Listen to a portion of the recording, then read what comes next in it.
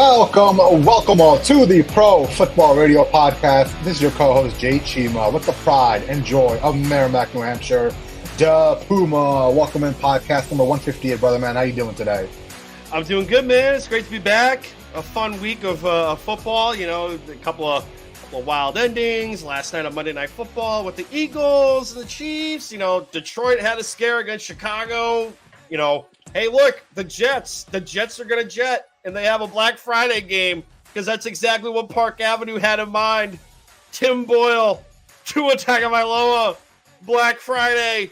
You know, I heard this on another podcast today. Maybe the Jets will be able to go out early on Black Friday and get a discount on a quarterback that could start that same day because they might need that. We'll get to it. We'll get to it for that Jets Dolphins preview. But Robert Saleh, in my opinion, is the worst head football coach in the NFL right now. And that's saying a lot. And I was saying this a couple nights ago in the group chat, with Josh McDaniels being fired, Robert Saleh right now is the worst coach in football. And we'll get to that in a second. But first things first, Puma. Thanksgiving is a couple days away. It is. What is your favorite Thanksgiving food, sir? I mean, in my household, I'm kind of like in the Alamo because everyone's kind of like in the ham camp. I think maybe not Tara, not so much. I think she likes turkey too, but like I'm firmly a turkey guy. But like the last couple of years, it was, you know, just run to the store, get like the pre-cooked ham, and I just have it go in the oven for like 5 hours and forget about it type of deal.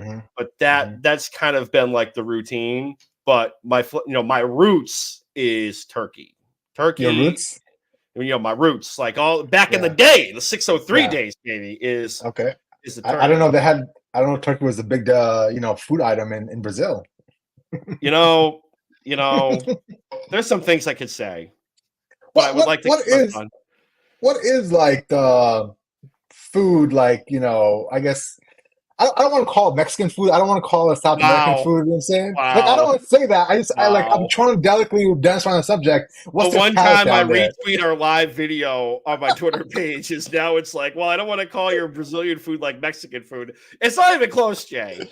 You sound like a coworker that used to work with us. But no, honestly, Jay, like, I don't really know like what. Like this is bad because I'm Brazilian. My dad's off the boat. You got a tattoo. But I have no idea. I don't know what like Brazilian cuisine is. I know there's like the churrasco. It's like the steakhouse type of deal where you get, you know, all you can eat like beef and whatever, and you pay by like the weight of the plate, not by like how many items is on there. But I don't really know. Okay. I feel bad. Homework for the week. You call your dad, like, yo, some pops. What y'all eat down there in Brazil? Tell me what's up. Okay. Get him rolling. He'll probably tell me to Google it. That would be the hilarious thing. Well, you know our people. We eat a lot of curry. A lot of curry in a hurry. It goes through in a hurry as well. Curry in a hurry. Love it.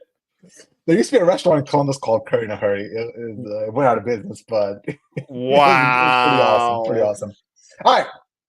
Serious talk, Puma. Podcast face, all right? Yes. Packers Lions. The first game on Thanksgiving. We've got the Packers coming off of a win against the Los Angeles Chargers, where, you know, only Brandon Staley and the Chargers can make Jordan Love look like a great quarterback. Taking on the Detroit Lions, who are coming off of a win, which I thought was going to be a loss, and I don't know how the Bears lost that game, but Lions didn't look that good. Jared Goff threw a couple of interceptions. Packers Lions, bro. Who you got? I'm going to go with the Lions. They're at home. They're rolling. They survived that scare last week against the Chicago Bears. Now, maybe it was a look-ahead spot where they just thought, all right, like Justin Fields just coming back from his thumb injury. It's the Bears. Let's just blow through this, and we'll get to the Thanksgiving Day game against the Packers, which, by the way, I'm glad it's back to like the Packers and the Lions, because last year I think it was Bills Lions and it didn't feel the same. Like, let's go back to the roots and get the rivalry going. So I was like an actual thing at 12:30 every Thanksgiving was Packers Lions, because for the longest time I remembered like Patriots played the Lions over there in Detroit for week one. Thanksgiving week. They played them like a handful of times, but like what I remember the most was Packers Lions. Now I could be wrong, like that was many a bar night ago. But what sticks out to me was the Packers and the Lions, especially like, you know, a division game on Thanksgiving. Like what can beat that?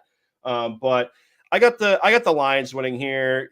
This should be a bounce back spot for Jared Goff. 3 turnovers last week, still survived and had the win. That two-headed monster in that backfield with Jahmyr Gibbs. And I love that kid. And I'm not just saying that because I have him on my fantasy team. Like that dude is just a beast coming out of the backfield with so much speed. And, he can go in between the tackles. He's not a thumper like David Montgomery per se, but I mean, he can really move the chains and is a great weapon out of that backfield in the passing game too. And you have Montgomery coming back, and who knows, he'll probably fall in the end zone like 3 times and vulture touchdowns. It's going to drive me insane. But I have them winning here. I do like the Packers. It sounds like they're going to be without Aaron Jones with the knee issue. I think, if Jordan Love can kind of like the one takeaway I would have from Jordan Love from last week with the Chargers to here is, we saw how aggressive the Detroit Lions front 7, front 4 was against Justin Fields, and Justin Fields made him pay with his legs. I'm not saying Jordan Love is a great runner like Justin Fields, but I do think that if they're going to try to be aggressive like they were last week, Jordan Love can, move the chains and keep the drive alive like he was keeping the drive alive last week with the Chargers. If he can keep doing that and build on that and move the chains, that would be something. Well, how much of that is Jordan Love actually progressing as the season goes on, or how much is that on Brandon Staley and that Chargers defense just being absolutely atrocious, right? We have this conversation many a times that Brandon Staley being a defensive coordinator and spending an ungodly amount of money on defense still can't get that team to play good defense. So, I'm having a hard time trying to get a good grasp on what the Packers are, get a good grasp of who Jordan Love is, because there are weeks where he looks good, right? And then there's like a 4-week span where he looks horrible, and now he looks like he's doing well again. So I'm just trying to figure out which one is it. Is it Chargers, or is it more Jordan Love just getting lucky against the Chargers? I think it's more. It's obviously there's more of it's more of the Chargers just being brutal on defense, and most of that is probably after Joey Bosa broke his foot or tore his Achilles. It looks pretty serious. Yeah. But we saw what he was at Utah State as a quarterback. Like he can move. He's mobile enough to keep the plays alive. Like I think he is able to build off that. So I think that's just going to be part of his progression here is just to keep drives alive. Like, hey, like Christian Watson looked like he was coming on the last couple of weeks. Like you gotta get these pass catchers involved in the game. And I understand like there's going to be growing pains the first year of Jordan Love as a full-time starter. I understand that. We need to see more, but like if he can keep the plays alive and moving his feet, I think it's going to be, crucial to keep it close in this game. Personally, I'm not laying 7.5 with Detroit. I kind of got burned last week with them not covering, especially division game. But I do have a best bet in this game, but you got to tune in at the end of the segment. Oh, nice tease. He's a professional, folks. Listen, I got the Lions winning as well. I think the Lions are just a better football team. And I wanted to pivot the conversation a little bit towards, are we believing the Lions to be real contenders? Because they are 8-2, right? They're up there with some of the best records in the NFL. They're better than the Chiefs, right? They're right behind the Lions, in my opinion, with the 8-1 and 8-2 record. So, if you look at that team as a whole, I think everywhere it's stacked. Like the wide receivers are stacked, the running backs are stacked. The offensive line is one of the few offensive lines in the NFL that can hold up well occasionally for most of the season. Jared Goff looks good. The defense is really rounding into form as well. So like I wanna see if they are legit. I want to ask you if they're legit because they're 8-2, and that's the first time they've been 8-2 since 1960. Now, is that a mirage or is that like an actual like Super Bowl contending team right here? I mean, I think they're a Super Bowl contending team. The only thing that gives me worry is it's not the front four of that defense because Aiden Hutchinson's a psychopath, and I bet like Jacksonville is ruining the day that they did not take him number one overall. They took who they took Trayvon Walker. Trayvon Walker out of Georgia. Dude, he's been quiet. I have not seen or heard him at all, and I've watched a decent amount of Georgia football this year. I'm sorry, a decent amount of Jaguars football last like year and a half, and he's nowhere to be found. Yeah, he's nowhere to be found. The only thing that worries me is that secondary. And I know like CJ Gardner-Johnson was brought in to anchor that secondary, but he got hurt early on the season. I'm trying to remember what the injury was. There was kind of rumors he might be able to make it for a playoff run, but I haven't heard anything since. But that's the one thing that gives me pause is like that secondary. Are they going to be able to hold up, when they get to like the playoffs and whatnot and keep it pretty close for this offense of the Detroit Lions. But are they a contender? Absolutely. Yeah, so can that defense withstand a superpower? So I assume he's asking, essentially, can they take down the Chiefs, like if they're rolling, right? I think that's what But are the the Chiefs question is. like? Is that even a fair comparison Well, anymore? It's then like who's the the Chiefs. superpower? Then I mean, who else is there, right? Is it I the mean, Eagles? I would go with They've already beat. out of the NFC. Like it's going to be the 49ers. It's going to be, maybe the Seahawks if they can pull their head out of their ass. And, who knows what's going to go on with Geno Smith, with his elbow / tricep. He got dinged up last week. But it's going to be the 49ers. It's going to be, the Eagles. And, let's, for shits and giggles, like the Dolphins offense against this Detroit Lions defense. Like, I'm not saying that's going to be a Super Bowl matchup. I would love it. It would be fantastic. But, those would be superpowers I would consider. And at this point, like in the AFC, like, it's kind of a traffic jam at the Yeah, top with the Chiefs and with the Dolphins here. And, the Dolphins are what, people have their thing about they haven't beat anybody yet. And I'm in the same boat too. We're going to get to that in a minute. But it's just that secondary. Like, can they hold up and keep things close? yeah, absolutely. Ooh, imposing Chris. He's got a question for the pod. I like it. Imposing Chris is back, my man. Does defense win championships? Nope, absolutely not. Not in today's NFL. I'm sorry. And the way I always answer this question is, if you look back to the last 10 years or so, ultimately what you need to win a championship is a high-powered offense and a middling defense. Most defenses will rank between like 15 and like 20. Like it can't be, you can't have a high-powered offense and have a bottom third defense. That's not going to work. But if you have a high-powered offense and somewhere between that 11 to, let's say, 18, 19, right? That middling pack defense, that's what you need. That's the formula you need in today's NFL to win a Super Bowl. Yeah, I agree with that. I mean, hell, like look at the Bengals and that Super Bowl appearance, that Super Bowl run, and hell, even recently, like their defense isn't the 2001 Ravens or the 85 Bears. They were, Lou Amorono, like the defensive coordinator, coached the hell out of that defense. And, they were kind of middle of the pack and they had like bend but don't break thing. Let's see. Only a few years ago was the best defensive Super Bowl ever. No Rams versus Patriots. Yeah, I mean, I get that, but that was more just two teams having a bad day. Like that wasn't like the defenses like actually stifling each other. I truly believe that was more of a Brady was off his game until the last fourth quarter. I think the Rams defense was off their game. I mean, both of those. If you look at ranks for the whole year for that defense, I know that Patriots team was somewhere like in the middle of the pack for their defense that year. Mm-hmm. Cool. All right. Let's move on to the Dolphins versus Jets, Puma. And I got a lot to say about this Jets team, right? I've been really fired up the last couple of days. I don't know if you can tell or not. Yep. The Miami Dolphins coming off of a win against the Las Vegas Raiders, and then the Jets are coming off a loss against the Buffalo Bills. In that Jets loss, Robert Saleh finally made the move to take Zach Wilson off the bench. I'm sorry, take Zach Wilson off the field and put him on the bench, right? And he throws Tim Boyle out there when the team is down 29-6, wherever the final score was. Mm-hmm. I just have a problem with Robert Saleh pulling that plug in that moment, Puma, because you're down 29-6, right? And you're throwing a backup quarterback into a situation where nothing positive is going to happen for him. Like you can't run the ball anymore to protect the young quarterback. Like you're not going to win that game. Why don't you finish out the game with Zach Wilson and then give Tim Boyle the whole week's worth of practice reps and then start him next week? I saw him make that move, and like I was instantly infuriated. I truly believe Robert Saleh right now, with some of the moves he's made, is the worst coach in football, and that's saying a lot because there's a lot of bad ones out there. There's Brandon Staley and everybody else out there, but with Josh McDaniels being fired, I truly believe right now Robert Saleh is the worst football coach in the NFL. And I know a lot of people are saying that wait till Aaron Rodgers gets back, and wait till everything is rolling and the Jets are going to win the Super Bowl, blah blah. No, even when Aaron Rodgers comes back next year and they're fine on offense, I truly believe the weak link on this team is getting Robert Saleh and his decision making. Well, no doubt, and I'll push back a little bit. Even with Josh McDaniels in the NFL at the time, Robert Saleh was still the worst head coach in the NFL. But I mean, I get your feeling about what why not just let the kid ride it out. I think this was kind of like Saleh trying to placate to the fan base of, okay, fine, like we're going to bench Zach Wilson. We're going to move forward with a different quarterback coming in.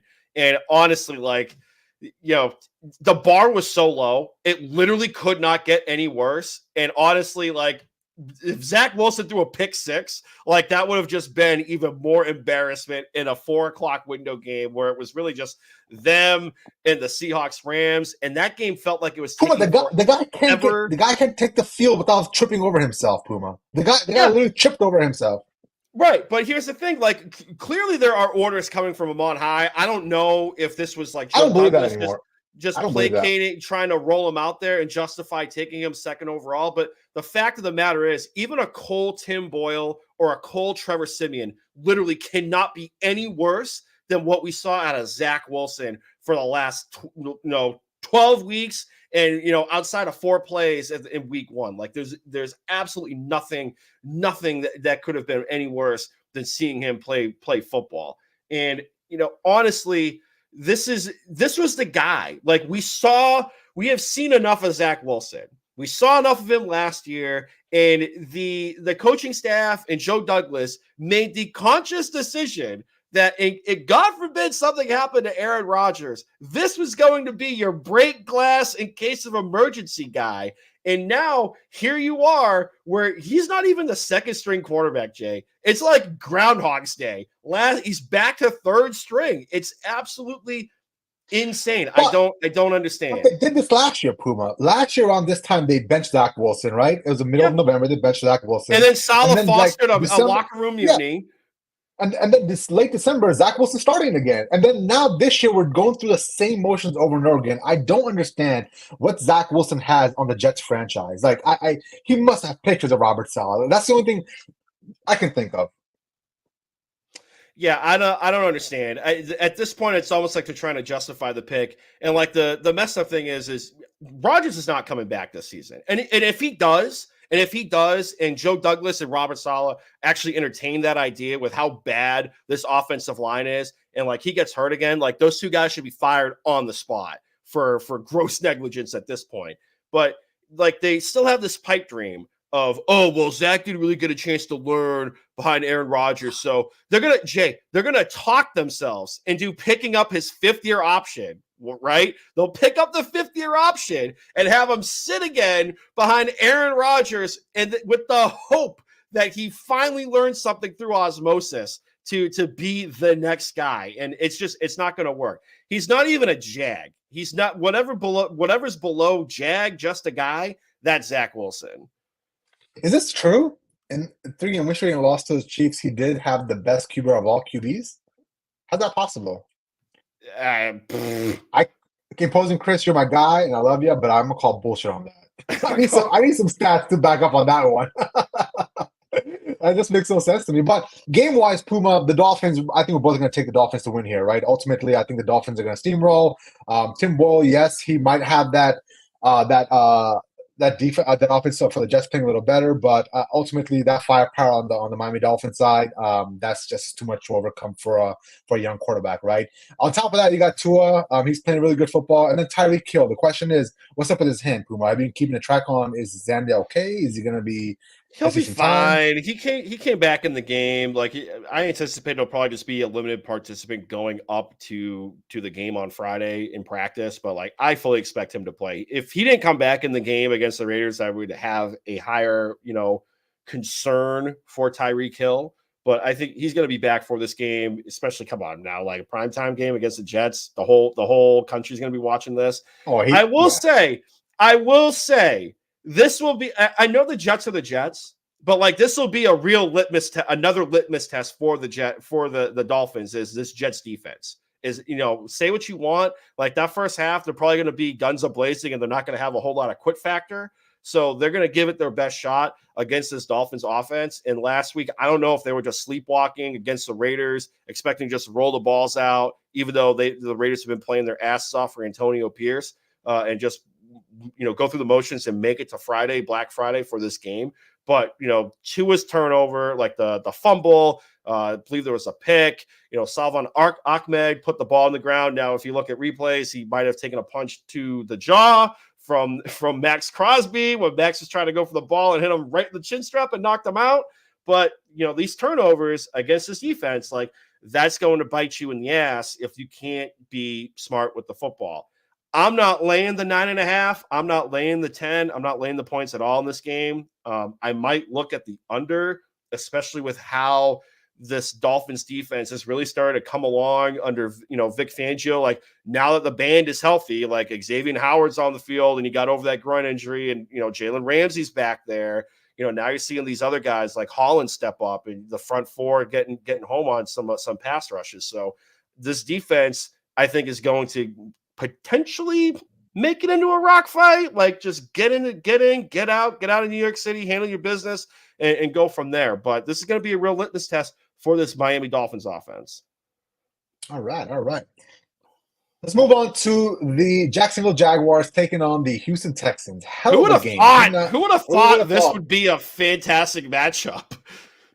And this is going to be truthfully a coin toss, in my opinion, man. This is I really have no strong feelings either way. You can convince me the Jaguars are going to win. You can convince me the Texans are going to win. So let's start by talking about C.J. Stroud. This kid, I cannot believe what I'm seeing out of him, man. Like last week, he had 259 yards in the first half alone. Yeah, the second half was a little rough, but he ultimately made enough plays in the second half to win them that football game. Now, I did not see this coming. We talk about this on a weekly basis. This C.J. Stroud, I did not see him in college. Like this is a different C.J. Stroud. And I don't know what's happening. I don't know if he's getting a different level of coaching. I don't know if he feels more confident, but he's taking an average offensive line, a mediocre wide receiver room, and lifting them up to becoming something spectacular. Like at certain segments of watching this Texans game, they look like a top 5 offense. Like I'm watching them against all the other red zone games, and I'm like, when they flip back to that game for the Texans, I'm like, holy crap, that looks like a top 5 offense. And you're watching some other offenses. So back to back, you can really see just how advanced this offense is. Yeah, I'm gonna go. It's a home game. It's in Houston. All this buzz about CJ Stroud, and to answer imposing Chris's question, yes, he is in the MVP conversation. I got you, but Jesus. But yeah, he is in the MVP conversation. Do I think he's going to win it? I don't think so. Yeah, but for the game analysis here, they won earlier in the year against the Jacksonville Jaguars. So like this is going to be a big AFC South, division game here, because if Houston wins, they own the tiebreakers over Jacksonville. But if Jacksonville wins, they pretty much all but wrapped up the AFC South from all the metrics and standpoints and whatnot. But it's going to come down to, can both of these guys be smart with the football? Like Trevor Lawrence has had some turnover issues throughout the season. CJ Stroud. What's the deal this year? Like he seems like he's regressed. Like nobody wants to say it, but I'm going to go ahead and say it. I do believe Trevor Lawrence this year has regressed from what he was last year. I know last year, the first half he was great. I'm sorry, the first half was crap, and the second half he was great. But the playoff game was brutal, but he bounced back. Yeah, but I'm seeing a person, a quarterback that's not confident in what he's throwing out there. So I don't know what's going on. But for that, he's had his turnover issue. CJ Stroud over the last 2 weeks, I think he's got like 5 turnovers between interceptions and fumbles here. They're gonna have to be smart with the football. I do think it's gonna be a high scoring game because Jacksonville secondary is but except for when like they're in the red zone, but that doesn't really matter when CJ Stroud is just chucking it 50 yards downfield to Tank Dell in the end zone on a rope. And then, the Houston Texans secondary is not that great. I don't think you're going to see a lot of people running the football, even though Devin Singletary's kind of been like the second coming of the running back position. I bet Buffalo wishes they had him still running the football back there with James Cook. But what do I know? I'm not Brandon Bean, and CJ, I'm not a test taker Stroud. I love that, Chris. But you know what's funny about this comment? I was looking at old videos of ours from like back in the draft cycle. And I saw the video we did about how we're talking about the reports of CJ Stroud essentially having like an 18 or whatever the number was on the Wonderlic test. Right. Remember how it was like one of the worst scores they've seen ever?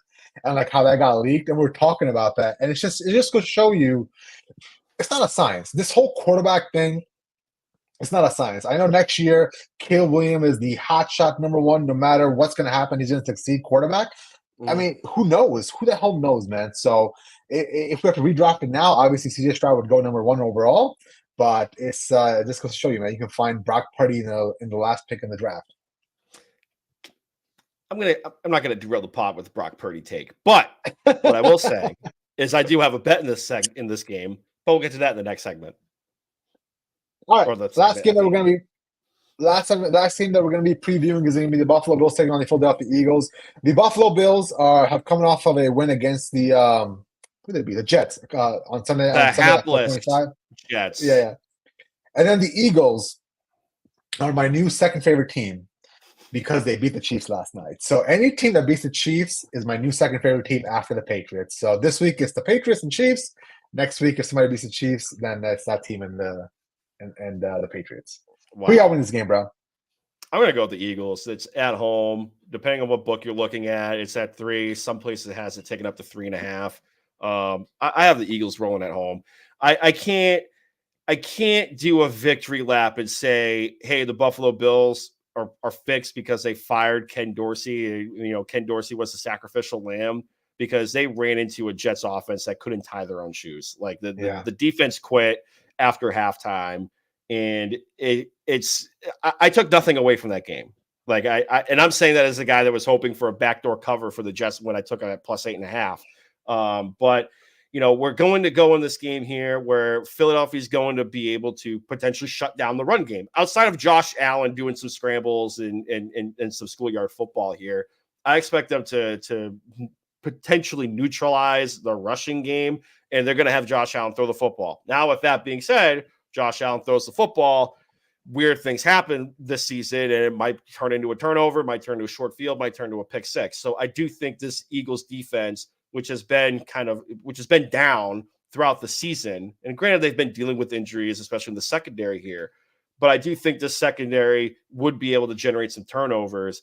And the Eagles, I think they're going to be able to rush the football. I think DeAndre Swift might be in line for a big day. I think Jalen Hurts, which, by the way, he looked pretty good rushing the football yesterday against the Kansas City Chiefs. And I know going into the bye week, he dinged his knee up, a couple of games prior. I think it was the Dolphins game. It really became noticeable that he had a knee injury. But he was scrambling around. He was moving the football a lot. So I have the Eagles winning here. And, I think last week was more a fool's gold on the Buffalo Bills. And I'm saying that as a Josh Allen fan. So imposing Chris is not a fan of the Buffalo Bills. We've established that. Yes. But let me ask you this question.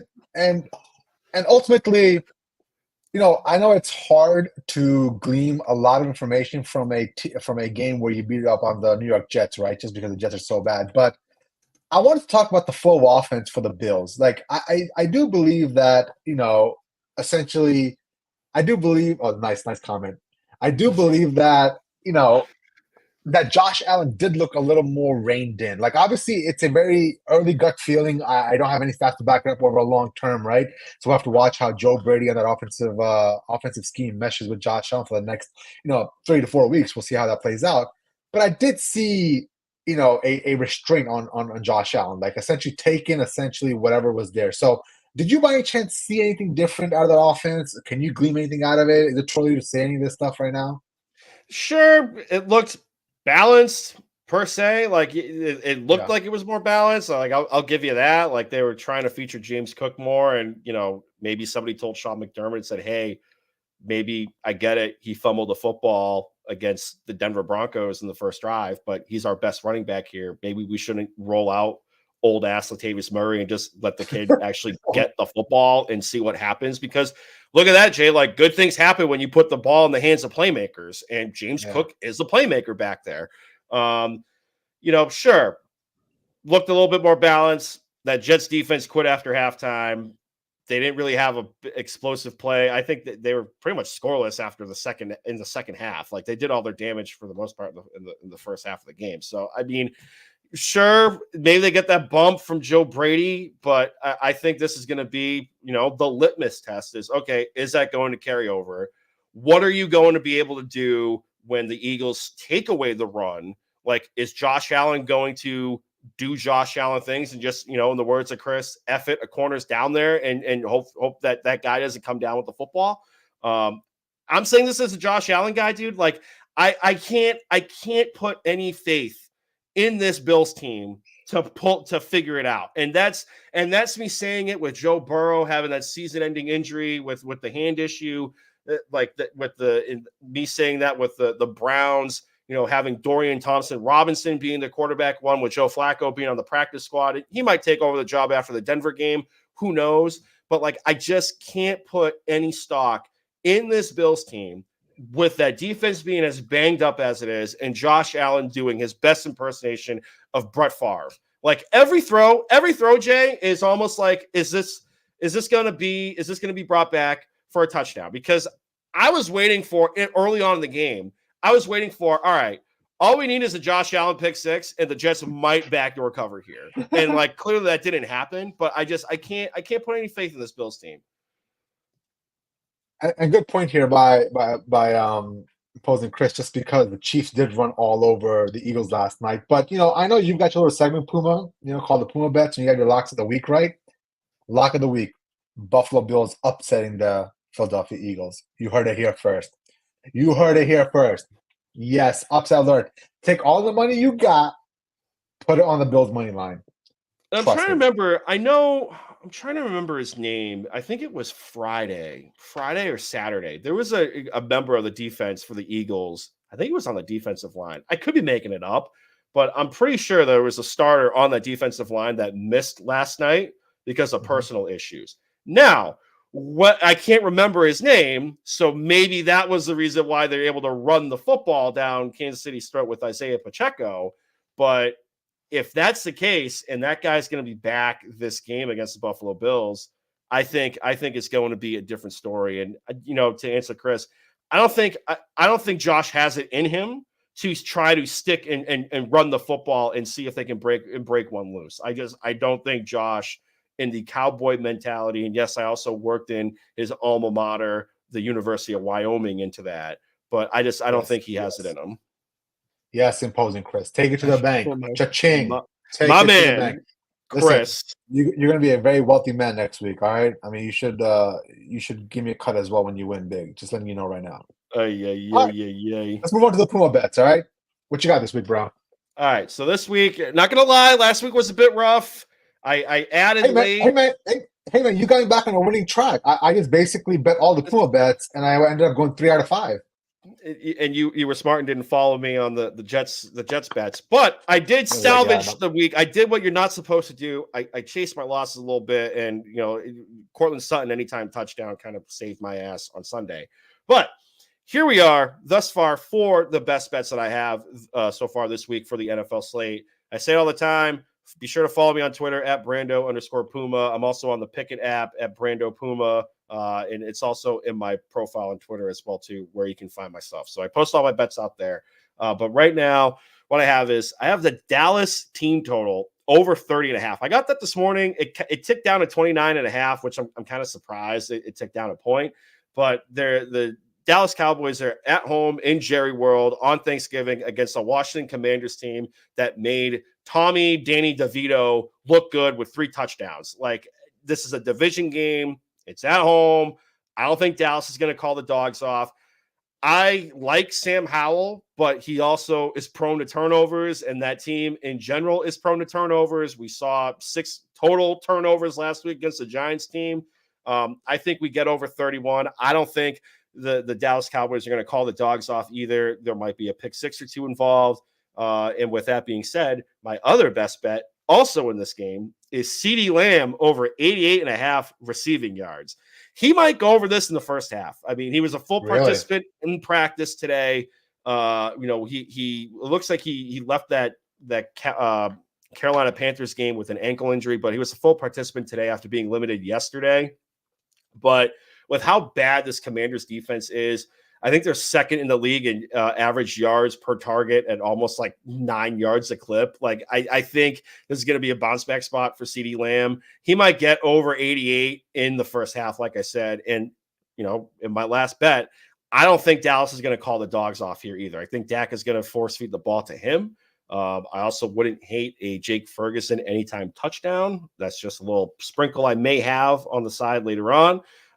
Another Thanksgiving game, Jahmyr Gibbs, over 27.5 receiving yards. The last 4 games, he's gone over the number. And I understand some of that was with David Montgomery dinged up on the bench. But when David Montgomery came back in the Chargers game, for the Chargers game, I should say, he went over this, and I think he had like 30 receiving yards. Last week, he smashed to 50. And I understand they were playing from behind for the most part. But It's Thanksgiving. It's a home game. The Lions are in fuego right now. I think they're going to get the ball to their most dynamic guy on that offense, in my opinion, in Jahmyr Gibbs. So I think we smash the over 27.5 receiving yards. The other one, I got the Texans team total over 23.5. I think this is going to be a high-scoring game against the Jacksonville Jaguars. The total keeps creeping up. Some books have it as 48.5 for the whole game total. I just want to go after the Texas team total. I don't really want to try to sweat out needing almost 50 points for that game, but I do think we get over 23. I think Tank Dell's going to find the end zone.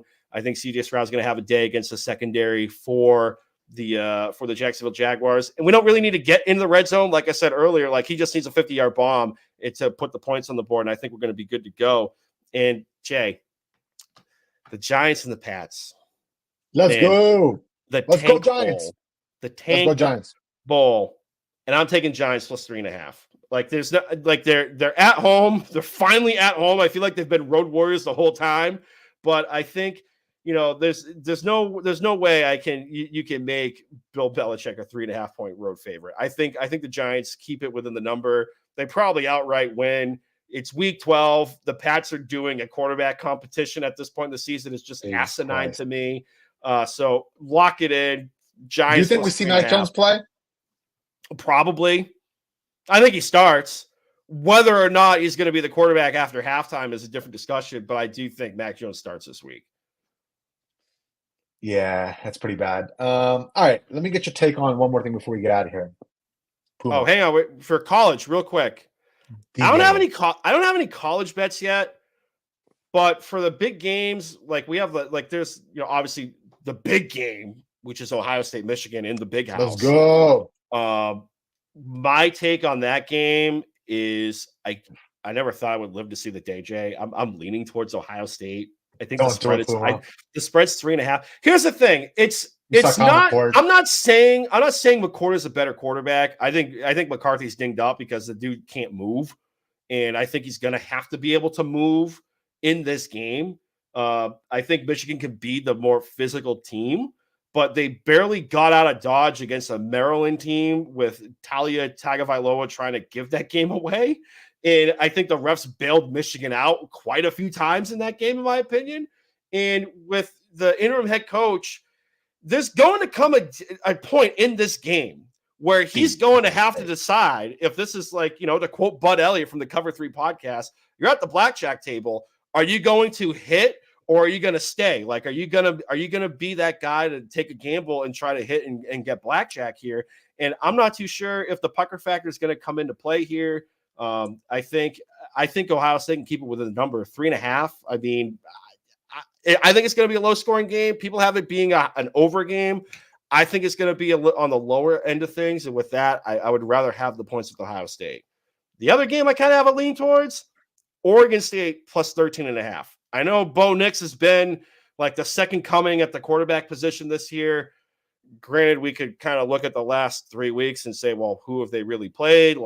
Oregon State's going to be a big test out of the last month, in my opinion, for this Oregon Ducks team. But 13.5, I think they keep it within the number, as crazy as that sounds. I'm leaning towards the Beavers and Oregon State getting the points.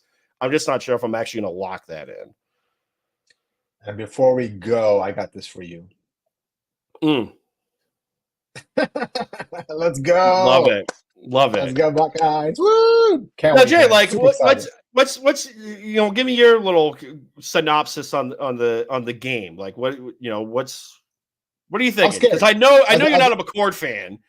As a Buckeye fan, I'm scared because Kyle McCord is basically Mac Jones, but half of what Mac Jones was in college. Think any token quarterback that doesn't really win your game, doesn't really lose your game. He's just something that he's not it for us, man. On top of that, I think the only thing I can hold my hat on Puma is the fact that he has some grittiness, some toughness, right? Ultimately, I did see him go into Notre Dame and beat a decent Notre Dame team, but this is a different animal. This is the game. This is against probably one of the best teams in the nation, right? Notre Dame was an okay team, but they're not elite like Michigan is. So I have a lot of bad vibes about this game just because I think they're the better team, bro. And 9 out of 10 times, the better team usually wins on Sundays. Or I'm sorry, on Saturdays. Man, look at that, Jay. Like imposing Chris and me of all people is actually an Ohio State backer this year. Like, Yeah, but Puma, I keep it real, right? I called it last year you as well. I was do. like I keep it very real. Like I'm the mayor of fair, Puma. Now, Jay, here's what I'm hoping for, and I not to steal a bit from Chip Patterson of the Cover Three Pod. I love Chip Patterson. He's the man. If you ever need a pick me up, just find that guy on YouTube on the Early Edge or the Cover Three Pod. But like he said, and I'm gonna second this. I'm kind of hoping for the moment where Ohio State wins in the Big House, and you have Ryan Day cutting a WWE promo on you're gonna question our toughness? You think I was born on third base? Well, I just hit a home run in your house.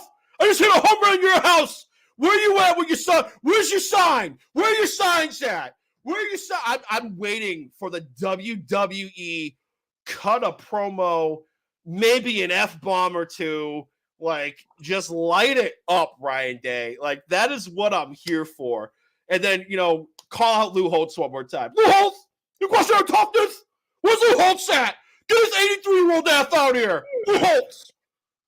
So, like, let's say Ryan Day does lose this game. You essentially lose to a Michigan team that doesn't have their head coach. Oh, he's 3 out. years in a row. He's out, right? You got to fire him. You have to. He's out. You have to. The have to fire Ryan Day. Set. Like, yep. I mean, you can speak more to this than me, but like there have been coaches at Ohio State that have had good years, but they lose the game. Like they lose the game like 2 times, like already the third time you're out. Like that's it. Yes, sir. Dude, I know you live on the East Coast, so you don't get this, but like there's nothing like being in a big college town when you're playing your big rival. Like, dude, the whole city has all the M's like X'd out. Like everywhere you go, like all the M's have like X'd out. Like the soccer field downtown, out of Ohio Stadium. It's just the city is buzzing, man. Like I cannot wait for Saturday. It's gonna be such a good time. You gonna watch the game? You gonna be at work or are you gonna be at home? I'll be at work, but I'll figure something out because my supervisor in the office is also from Ohio and he's an Ohio State fan. So he's probably gonna come in with like the fucking who's this guy? Who's this person? His name's Larry. Okay. Yeah. Good guy. Tell Larry I said he's my guy. All right. I will. Tell him I said go Buckeyes. My man. All right, bro. I think we rambled on enough, man. Let's get out of here. Oh, yeah. So this episode of the pod and previous episodes of the Pro Football Radio Podcast can be found on demand at YouTube, Apple Podcasts, Google Podcasts, wherever you get your podcast from. Be sure to leave a 5-star review on Apple Podcasts and Google Podcasts. Be sure to like and subscribe this video on YouTube, and you'll be notified when we're about to go live for your listening and viewing pleasure. Social media-wise, Facebook, Instagram, Pro Football Radio Podcast, the Twitter machine at PFR Podcast. I'm on Twitter, Brando_Puma. The captain of the ship on the ones and the twos is Jay Chima at Jay Chima. Be sure to follow us. The DMs are open. Hit us up. More than happy to keep the conversation a-flowing. Peace out, guys. Via con Dio.